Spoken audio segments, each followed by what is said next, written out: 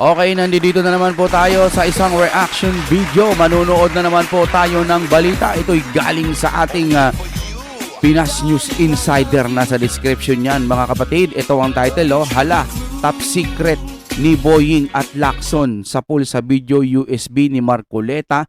Mga testigo pinakita, Senado. Yan, patungkol po dyan ng ating panonoorin. Nako, parang delicates ito, no? Durog sila dito pagka may pinakitang resibo na nandiyan na yung patunay. Ang problema, itong administrasyon kasi na to kayang mag-magic. Kahit ano pang ebidensyang ilalabas mo, kaya nilang sabihin AI lang yan. AI. Di ba? Wala tayong magagawa kung yan ang sasabihin nila. Walang reklamo, ano? Sige na, panoorin na po natin ng sabay-sabay. Siyempre, kailangan ko po ng inyong suporta. Mag-like na po sa ating video. Kung gusto nyo naman ng mura na at mabilis na internet, nandito na ang Fiber ni Juan. Maaasahan, kaya tawag na. Baka meron na sa inyong lugar ang Fiber ni Juan. Alright, maraming salamat sa Fiber ni Juan. I-play na po natin ito. Ito po ang ating magiging topic for today. Ito, video ng sabwatan, Lacson at Boying. Kitang-kita naman ng Caracas di ba? Pero eto, tingnan nyo at husgahan nyo, AI ba ito? Pero bago tayo magsimula, ako'y nagpapaalala. Napaka-importante po ng pag-like ninyo. Sana po i-like nyo po itong vlog na ito pagpasok nyo pa lang ha. Tayo po ay medyo kababalik lang.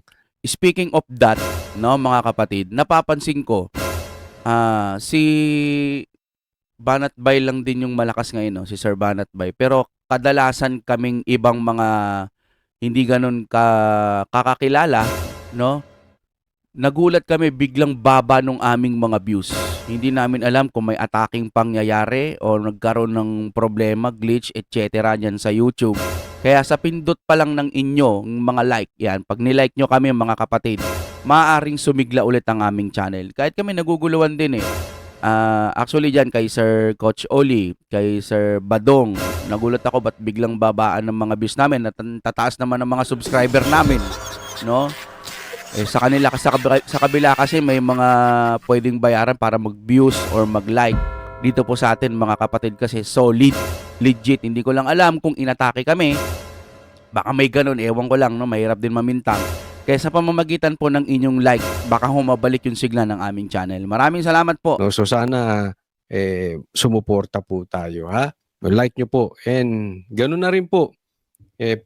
Please check nyo po kung nakasubscribe na kayo. Lalo na kung matagal na kayong nanonood pero hindi pa po kayo nakasubscribe. Dahil sabi ni YouTube, more than half 2026 na yung mga nanonood hindi pa nakasubscribe. Lagpas kalahati. So paki-check nyo lang. Merong box dyan. Check nyo lang. Konting lambing. Baka pwedeng mag-subscribe. Okay, hindi na po natin pagtatagalin. Diretso na po tayo agad-agad sa ating topic. Kita ko sa inyo, may connection to. May connection kung paano nila minamanipula ang ebidensya. Labas ko sa inyo yung video na sabwatan ni Boying tsaka ni Lacson. Alam mo, gumulo pa nga yung labanan ng masama tsaka mabuti dito no? Gumulo, paano gumulo? Nung blue ribbon po ni Marcoleta, humahataw ang lapit na Tapos nung si School Bukol na, yung naging Senate President, wala na. Ano nang nangyari? Di ba bumagal? Bukod sa bumagal, wala nang nangyayari. Nababoy na po yung pag-iimbestiga. Hindi katulad nung si Marcoleta, dire-diretso. Diba? Bakit biglang nagkaroon ng transition na dati blue ribbon ba't ngayon biglang naging pink Lacson na? Nung malapit na, diba? Ganun ho nila minanipula. Sa tingin lang ho natin yan Opinion lang ho natin. Ano nang nangyari? Mali ba kami na namimintang kami or nag-aakusa kami na anong nangyayari? Bakit parang gumulo? Ganyan? Bakit gumulo? Bakit ba't lumayo na? Dati sabi, bago magpasko, may makukulong. Ano nangyari? Sino ba yung mga nakulong? Kilala ba namin? Baka nga dumampot lang kayo dyan. Yung ICI, malapit nang buwagin o bubuwagin na ba? O hindi pa rin bubuwagin? Gumulo, mga kapatid. Samantalang dati okay na, smooth, dire-diretso. nung si Marcoleta. Ngayon wala na eh. Paksit. Ito po. Tingnan natin, tingnan yung mabuti ito. Ito yung nakita ko, okay? Itong video na ito. Tingnan nyo po kung paano magsabwatan tong mga animal na to. Ha? Pero bago tayo pumunta dyan. Tulfo. Paano na kayong Tulfo? Hindi ko po nilalahat. May mga matinong Tulfo. Itong si Ben Tulfo, walang topak eh. Mm. Ha? Ikaw ba ay nakinabang doon sa kaparty list mo? Sabi, kasabwat yung mga kaparty list mo dati. Oh. Ikaw Erwin Tulfo. Kaya ba bahag ang buntot mo ngayon? Sunod ka ng sunod? Nako. Paalala ko lang naalala nyo yung PCSO. Yung galit na galit si Tulpo. Bilib na bilib tayo kasi lumilitaw siya noon eh. Pero yun pala wala naman nangyayari. Galit na galit sa programa niya, Tulpo in Action. Di ba galit na galit siya sa mga kaya niya lang? Bilib na bilib ako noon. Ano sabi ko, ito talaga dapat. Sana magkaroon to ng kapangyarihan pagdating po sa politics. Kailangan maupo ito kahit senador. No? Tapos nung naupo na bilang senador, nung una humahataw. Pero puna-puna lang. Wala naman tayo nakikitang resulta. Ako wala talaga. Base sa opinion ko lang Lalo na ngayon. Bukod sa wala nang resulta, hindi na sila nag-iingay. Nasisira pala yung mga tao kapag pumapasok sa politics. Depende kasi, halimbawa, magaling ka sa radio station, binabangasan mo yung mga tiwali, no? Talagang ang tapang-tapang mo. Pero nung pumasok ka na bilang senador, nabahag na yung buntot. Example lang to May mga ganon. Ngayon, example na lang ng nakikita ko, ano nang nangyari sa mga Tulpo? Wala na. Dati ang ingay sa PCSO, tapos nung tumagal, wala na. Ano nang nangyari doon sa PCSO na hearing? Wala na.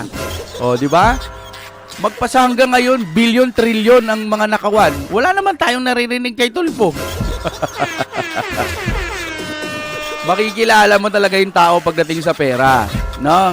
Maaring pag tinapatan ng pera, nasa kanya na yon kung ipaglalaban niya yung pagkatao niya o susuko siya sa pera. May mga ganon. Pero huwag ka mag-alala.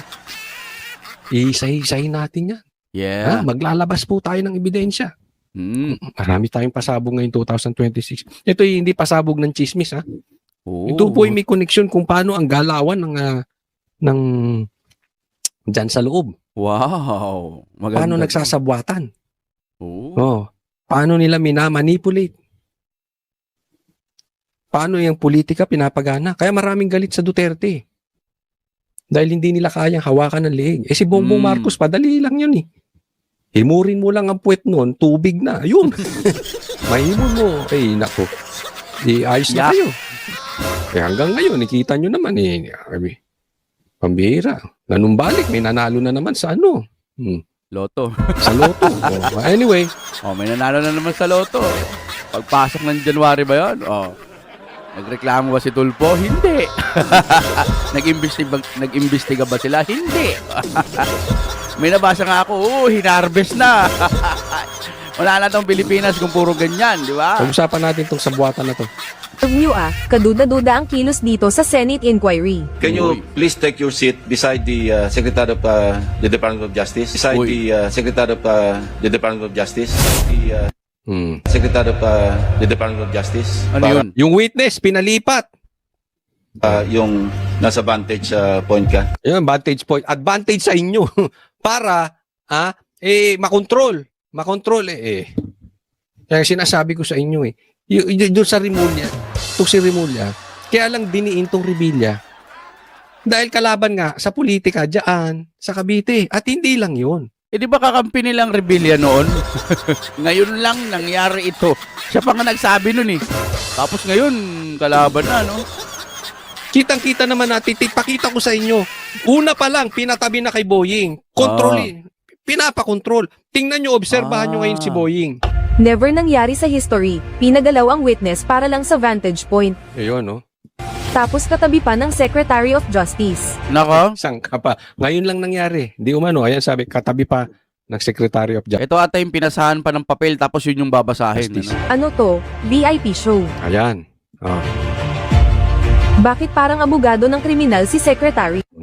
Hala. Sanyasa. Friendly, close, defense counsel ba siya o Secretary of Justice?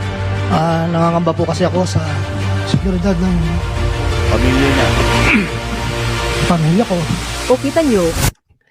Protective pa. Ganito ba siya sa lahat ng kriminal? Wow. Binigyan ng baso. Tinabi lang kay Boying. Nangamba na siya sa Pamilya. seguridad ng pamilya niya. Naku alam naman natin to si Boying. Itsura pa lang, itsurang demonyo. Tingnan nyo naman. Oh. Paano makikipagtalo to sa rebelya pamilya? Para nagtampo sa big.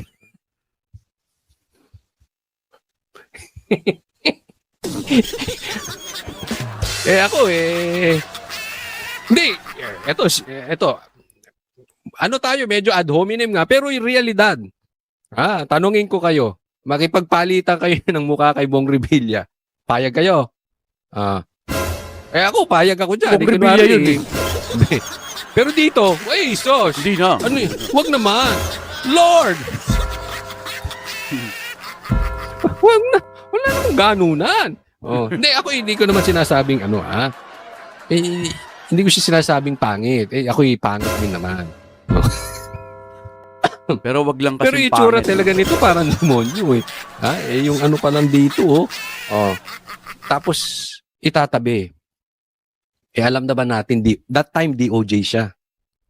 At alam nyo ba yung pinalit sa DOJ na bago? Sanggang dikit din eh. Sanggang dikit din to ni Boying. Yun nga ang sinasabi ko. Halos lahat ng ahensya na pwede mapagsumbungan mga kapartido na o kaalay na ni BBM. So ano pa bang magagawa? Kung malimbawang gusto mo ng katotohanan, gusto mo ng hustisya para sa iyong sarili, may magagawa ka ba? Yung korte nga sinasabi na pinagpapaliwanag yung sino ba yung Malacanang ba or kung sino man na bakit dinala si Tatay Digong doon sa The Hague. Pinagpapaliwanag, wala na rin tayong update doon.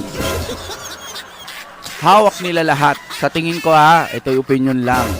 Wala na tayong masusumbungan. Masakit man ang katotohanan, pero sa aking palagay ganun na nga.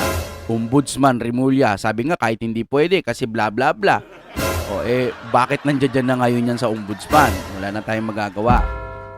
Kumbaga, maghihintay ka na lang na ma-expired yung pagiging presidente ng presidente. Ang problema, kung may expired o kung paano niyan kung gumawa sila ng paraan malapit ng eleksyon. Paano kung mag-magican sila dyan? Wala. Durog ang Pilipinas. Wala na tayong magagawa. Ba't adan? Ba't adan? Tuloy tayo mga kapatid Sure. At the same time, mag-iingat po. Ako'y nagpapayo lang dahil may nakapagsabi sa akin. Ingatan nyo po ang cellphone. Ang cellphone nyo maitatap. Lalo't kayo'y may mga nakakausap na mga politiko. Anyway, yan lang yung nasabi sa akin. Pero i-confirm pa natin yan. At pag yan na-confirm ko, pangako ko sa inyo, lalabas natin dito. Agad-agad. With evidence. Okay? Pero puntahan muna natin dito. Nag-aastang abogado. Gawain ba ng DOJ yan? O special treatment lang? Yan, Oy. tinuturo. Ito, sabihin mo Ayan, nasabihin mo. Ito. Alo. Oo nga no, ba't siya tinabi doon? Ay, wala. Ay, binabati ko nga pala itong Duterte, Solid Duterte Riders. Okay, shout out po sa inyo. Shout out po. Pagkakatanda ko po. Ayun tumitingin siya After po nun, 2022, so yung 519 po, Excuse me, engineer. Para mas maliwanag, basahin mo na lang yung sinumpang salaysay mo. Ayun! Para mas maliwanag, basahin mo yung sinumpang salaysay mo, yung tinuturo ni Remulla. Para hindi ka naliligaw. opo, Para walang na-omit, walang nadadagdag. Tignan nyo observe nyo sinasabihan siya na basahin mo na lang. Oo. Kung ano yung dinikta namin sa'yo, basahin mo na lang. Parang ganun Sanay na sanay sila, no? Tingnan nyo nagustuhan ni Boying. Yung sinabi ni kasi hindi niya pinapayagang magsalita. Script. Kung ano lang yung script. Tatandaan po natin. Ha? Kaya sinasabi ko sa inyo, malaking bagay po ito. Bakit? Ililigaw tayo nitong mga animal na to. Ako, sa akin lang, no? Itong mataba ng katabi ni Remulla, hindi mo rin masisisi. Kasi nga, nakataya po yung buhay ng pamilya niya. Paano naman kung yung sa mga pelikula, di ba, nangyayari yung mga ganyan? Paano na lamang kung yung mga time na yan, di ba, ganyan na nga ang nangyari, nandoon din yung ibang mga kasabwat nila, yan, halimbawa lang, no, yung nila Remulla, nandoon sa pamilya, naka-ready na. Pag nagkamali ka, itong pamilya mo, yari. Ano magagawa mo? Parang sa mga pelikula, di ba, ganun yung mga ano. Paano kung ganon? Di wala. Basahin mo na lang talaga. This is very, very obvious.